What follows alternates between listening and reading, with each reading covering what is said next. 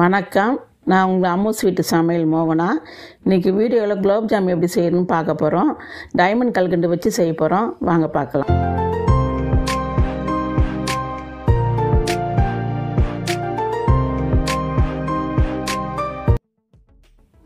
ஒரு பாத்திரம் எடுத்துக்கோங்க.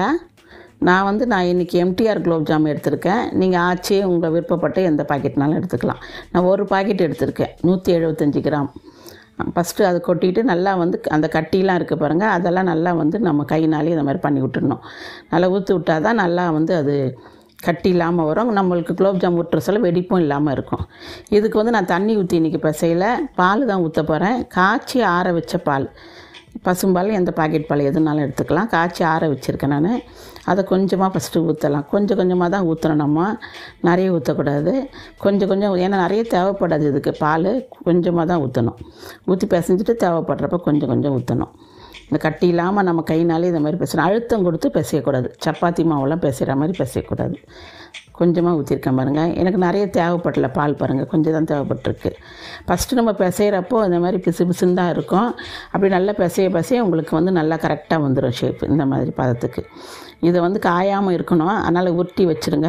சும்மா லைட்டாக கொஞ்சமாக நெய் போட்டு நம்ம அது காயாமல் இருக்கிறதுக்காக நெய் போட்டு அப்படியே உருட்டி மூடி வச்சுருங்க ஒரு பாத்திரத்தில். ஜீரா பாகு நம்ம காசுற அளவுக்கு ஊறினா போதும், ரொம்ப நேரம் ஊற வேண்டாம். இப்போ நம்ம அடுப்பத்தை வச்சுக்கலாம். ஒரு பாத்திரம் வச்சுக்கலாம். அதில் சர்க்கரை நான் 1/2 கிலோ எடுத்திருக்கேன். ஒரு பவுல் சர்க்கரை 1/2 கிலோ. உங்களுக்கு 400 கிராம் வேணுனாலும் 400 கிராம் வச்சுக்கோங்க. அந்த பவுல் எந்த பவுலில் அளக்கிறோமோ அதே ஒரு பவுல் தண்ணி ஊற்றினா போதும். எனக்கு 1/2 கிலோ சர்க்கரை இந்த பவுல் ஃபுல்லாக வந்துச்சு. நான் அதனால் அதே பவுலில் தண்ணி ஊற்றிட்டேன், சர்க்கரை முழுகிற இருக்கும். இப்போ நம்மளுக்கு பெருசாக பதம்லாம் தேவைப்படாது. ஒரு 5-6 ஏலக்காய் வச்சு தட்டி வச்சுக்கோங்க. நமக்கு சர்க்கரை கரையிற அளவுக்கு கரண்டி வச்சு கொஞ்சம் இது பண்ணுறாங்க. அடியில் பிடிச்சிக்கோங்க சர்க்கரை. அதனால் நம்ம கரண்டி வச்சு ஃபஸ்ட்டு கலரிடுவோம். ஏன்னா சில்வர் பாத்திரம், கொஞ்சம் கலரிட்டிங்களா அடியில் பிடிக்காது. இப்போ ஏலக்காவும் தட்டி ரெடியாக வச்சுக்கலாம். அதையும் போட்டுடலாம் தண்ணி கொதிக்கிறப்போ. இப்போ கலருக்கு வேணால் நீங்கள் குங்குமப்பூ போடலாம். நான் போடலை குங்குமப்பூ. இப்போ நல்லா கலரட்டும். இந்த பாருங்கள், இந்த மாதிரி நம்ம தூக்கி ஊற்றுறப்போ அந்த கம்பி நேராக நிற்கணும். தண்ணி ஊற்றுறப்போ கையில் தொட்டு பார்க்குறப்போ பிசுன்னு வரணும். இதுதான் நம்மளுக்கு பதம். பெருசாக பாகு பதம்லாம் எதுவும் இல்லை.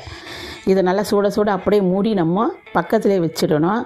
ஏன்னா சூடாக இருக்க சொல்லி நம்ம உருண்டை பொரிக்கணும். மாவு நல்லா ஊறி இருக்குது பாருங்கள், நல்லா சாஃப்டாக இருக்குது.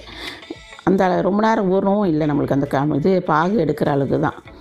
நம்ம ஒரு உருண்டை எடுத்துப்போம். நான் கொஞ்சம் பெருசாக எடுக்கிறேன். இதோட சின்னதானாலும் எடுக்கலாம், இதோட பெருசானாலும் எடுக்கலாம்.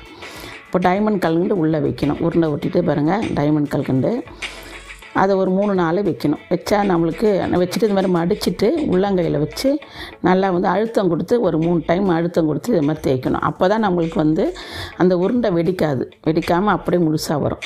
விரலுனால இது மாதிரி ஷேப் பண்ணிக்கணும். மேலே அந்த வெடிப்புலாம் எதுவும் இல்லாத மாதிரி ஷேப்பாக வச்சுக்கணும். இதே மாதிரி நான் ஒரு 2 உருண்டை விட்டு உங்களுக்கு காமிக்கிறேன். இதுக்கு நீங்கள் இன்னும் கொஞ்சம் சின்னதாக வைக்கலாம், இன்னும் கொஞ்சம் பெருசாகவும் வச்சுக்கலாம். அது உங்கள் விருப்பம். இந்த மாதிரி அழுத்தம் கொடுங்க. லைட்டாக விரல்னால அழுத்தம் கொடுத்து ஒரு 3-4 கல்கண்டு வச்சுருங்க. அப்படியே க்ளோஸ் பண்ணிவிடுங்க. மேலே மூடிக்கிட்டு இப்போ உள்ளங்கையில் வச்சு நல்லா தேய்ச்சிட்டு அந்த விரல்னால் மேலே அப்படியே ஷேப் கொடுத்தோமா நம்மளுக்கு அந்த விரிசல் இல்லாமல் வரும் நம்மளுக்கு குலோப் ஜாம். நிறைய பேருக்கு அதுதான் கம்ப்ளைண்ட் சொல்லுவாங்க. பாருங்கள், மொத்தத்தையும் நான் ஊற்றிட்டேன். உங்களுக்கு 2 தான் ஊற்றுந்த காட்டினா மொத்தத்தையும் ஊற்றிட்டேன். ஒரு கடாய் வச்சு நம்ம எண்ணெய் ஊற்றிக்கலாம். ஒரு உருண்டையாக நம்ம எண்ணெய் லைட்டாக காய்ச்சா போதும், ரொம்ப காய வேணாம். நெய்லையும் பொரிக்கலாம், நீங்கள் எண்ணெயிலையும் பொரிக்கலாம். நான் எண்ணெயில் தான் பொரிக்கிறேன். லைட்டாக காய்ச்சோன்னே அந்த பபுள்ஸ் வரா மாதிரி இருந்தால் போதும். அந்த டைமே நம்மளுக்கு கரெக்டாக இருக்கும். ரொம்ப ஹையில் வைக்காதீங்க, சிம்மில் வச்சுக்கோங்க. சிம்மில் வச்சுட்டு உடனே கரண்டி போட வேணாம். கொஞ்சம் நேரம் கழிச்சு அப்படி லைட்டாக கரண்டி போட்டு தள்ளி விடுங்க. ரொம்ப நம்மளுக்கு கரண்டிகளே கலக்கணும்னு கிடையாது. லைட்டாக தள்ளி விட்டாலே போதும்.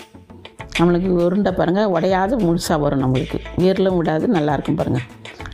ரொம்ப கருகிற அளவுக்கு வைக்காமல் ஒரு லைட்டாக ப்ரௌன் கலர் லைட்டாக வந்தோடனே எடுத்துடணும். நம்ம உள்ளேயும் வந்திருக்கும். நம்ம சிம்மில் வச்சு பொறுக்கு தான் வந்திருக்கும். பக்கத்துலேயே அந்த ஜீரா பாகு சூடாக இருக்குது பாருங்கள், அப்படியே போட்டுருங்க.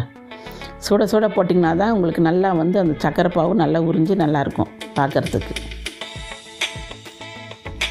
உள்ளே கல்கண்டும் இருக்குன்னா நல்லாயிருக்கும். இந்த பாருங்கள் 10 பீஸ் போட்டிருக்கேன். 2வது 10 பீஸ் போட்டு நான் போடுறேன். 10 பேட்சாக தான் போடுறேன் நான். 10 பொரிச்சு போடுங்க, ரொம்பவும் ஜாஸ்தியாக போட வேணாம். சுட போட்டு நம்ம மூடி வச்சிடணும்.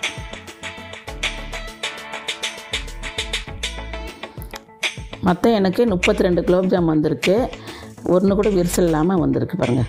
இந்த வீடியோ உங்களுக்கு பிடிச்சிருந்தா லைக் பண்ணுங்கள், ஷேர் பண்ணுங்கள், சப்ஸ்கிரைப் பண்ணுங்கள். ஹாப்பி தீபாவளி.